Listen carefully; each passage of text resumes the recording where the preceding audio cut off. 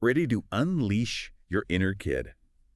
We're diving deep into how sharing creative time can totally rock family life. And wow, with this pile of articles and books you sent over, it's clearly way more than just glitter and glue sticks, right? It's about connecting, growing together, Hmm. making memories that really stick. What's grabbed you the most so far? You hit the nail on the head with that more than idea.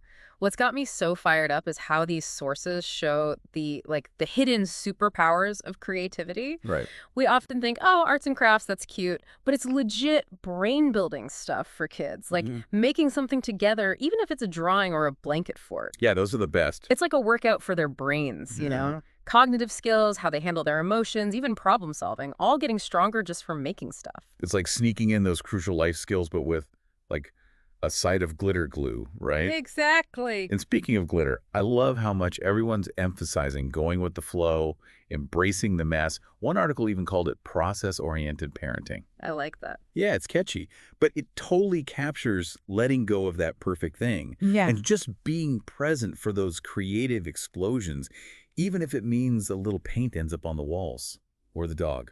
Happens to the best of us. And to help you actually bring those creative sparks to life, a lot of these sources give really down-to-earth advice. Like, there's a whole section on setting up a creative space for your kid. Oh yeah, I saw that. And it's not about making some Instagram-worthy studio. It's more about having a corner, a room, wherever that just screams, this is where you let your imagination go wild. I love that kids can own that space. Imagine how confident they feel when their art's not just praised, but it's like up on display in their own little art haven. Yeah. Did you see they even suggest letting them decorate it? Like, go all out personalizing? Oh, absolutely. Putting up their own decorations, maybe even moving furniture around to get that creative zone vibe just right. It's all about showing them, hey, your creative voice, it Yeah, matters. it's huge for them. Yeah. And while we're talking about making it their own, we got to talk about the mess, right? Don't be afraid of it. Embrace the chaos. Yes, it's not about perfection. It's about the joy of making something from nothing. 100%. And to help parents navigate those messy adventures, there's some really cool ideas for different ages. Like for the littles, they suggest tapping into nature, Oh, I loved that. right? Imagine taking a walk, gathering leaves and rocks and stuff, then coming home and making a nature mobile. So simple, but so good for them. Or a little fairy garden. It sparks their imagination in a way that, like, plastic toys just can't, you know? Totally. And then as kids get older, the activities grow with them. There's upcycling old clothes into new stuff, doing a simple woodworking project, maybe a birdhouse, Yeah, they had some great ones. which I love because it's not just art, right? Huh. Building that birdhouse could get them interested in architecture and engineering down the line. Mhm. Who knows? It opens up their world. And the best part is, there's something for everyone, no matter how old they are or if they think they're artsy or not. One source even talked about making a family tinkering station stocked with recycled stuff, tools, maybe some craft It's supplies. like a creativity playground. Right. And speaking of families, we got to talk about those masterpieces they make, right? Oh, for sure. Those finger paintings, the macaroni necklaces, those aren't just crafts. They're like little pieces of kids' imagination made real. And they should be treasured, not Yeah. shoved in a box, right? One source suggested having a dedicated display spot, like a rotating gallery wall. I love that. It's a constant reminder of their creativity, and it just shouts, what you made, how you express yourself, it matters to us. Exactly. It's moving past seeing it as just a craft to this is my kid pouring their imagination out and it's awesome. Yeah. And it doesn't have to be just the end result, right? Like the finished piece. One of these experts actually said to take pictures or even little videos of your kid while they're in the zone making something. Years later, those aren't just photos. They're like, Time capsules. yes, Yeah. snapshots of pure creativity. Now, this next part's interesting. We gotta talk screen time. Here we go. Right.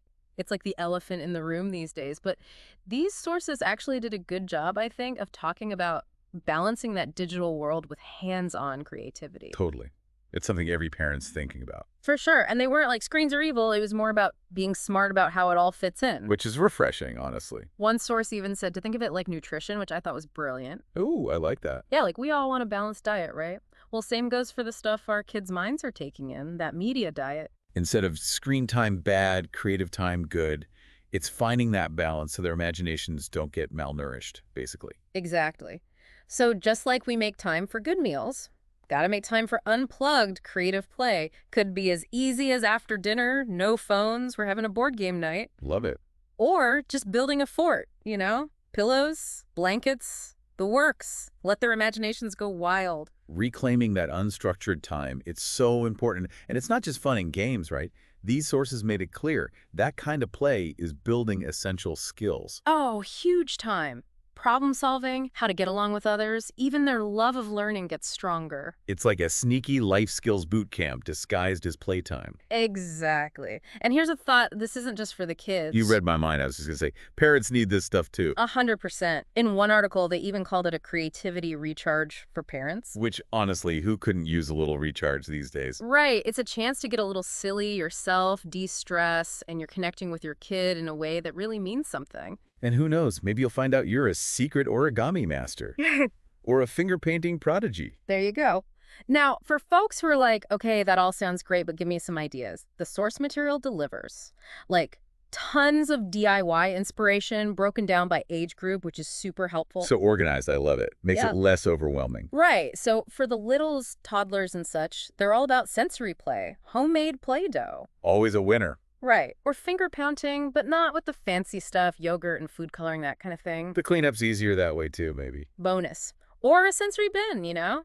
Like, fill it with dried beans, rice, even pasta. Oh, I've done that. It's a hit.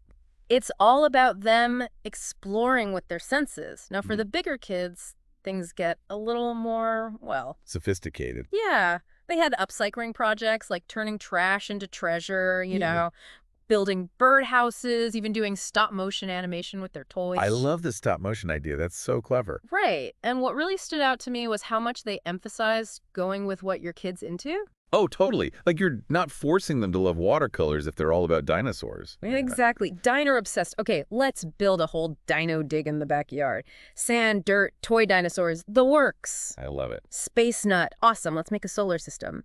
It's about tapping into their passions and letting that drive the creative bus. We're not trying to create the next Picasso or Mozart. Unless that's their thing, of course. Exactly. It's about them loving to create, period. Exploring, expressing themselves. And sometimes the best stuff is the simplest, right? Absolutely. Like a nature walk turns into gathering cool leaves and sticks to make art with later, or baking cookies becomes a chemistry lesson. It's all about finding those little moments in everyday life and just... sprinkling in a little creativity. There you go. It's like opening your eyes to the fact that chances to connect and create are everywhere, just waiting for us to see them, making the ordinary extraordinary. No, I think we got to talk about the, well, not the elephant in the room, maybe more like... the glitter-covered glue stick? Exactly. Perfectionism. It's so easy to get caught up in wanting those picture-perfect crafts, you know? Oh. Especially now, with social media, everything's got to be, like, filtered and flawless. Yeah. But all these sources, they're really encouraging us to just let go of that. Embrace the wonkiness, especially when you're creating with kids. It's tough, though, right? You see those perfect things online, and it's easy to feel like you're failing if yours doesn't look like that. Totally. But there was this one line that really stuck with me. It said, true creativity, like really letting loose, it happens when we dish that need for perfection, when we can just explore and have fun with the process, not the product. It's like those baking shows, right?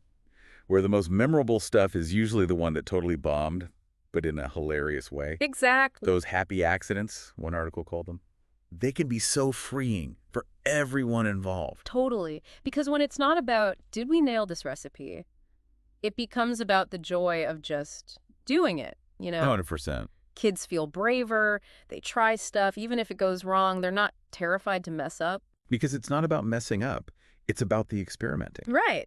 And these sources, they actually said that this whole beautiful mess thing, it's not just about letting loose, it helps kids build resilience, problem solving. Oh, for sure. Like when they're not scared to fail, they think differently, they take on challenges better, they bounce back from setbacks. Which, let's face it, is what life is all about. Learning those skills early on is huge. And it all starts with like letting them paint outside the lines a little. Yeah. Literally. It's like building their creative confidence, one glue-stained masterpiece at a time. Now, as we're wrapping up our deep dive here, we got to be real, right? It's not always going to be rainbows and glitter cannons. For sure. There'll be days when the inspiration well is just dry. It happens. And the thought of getting out the Play-Doh is more exhausting than, like, stepping on a Lego. We've all been there. But those sources, they had some good advice for those days, too. Good, because I need that. Be kind to yourself.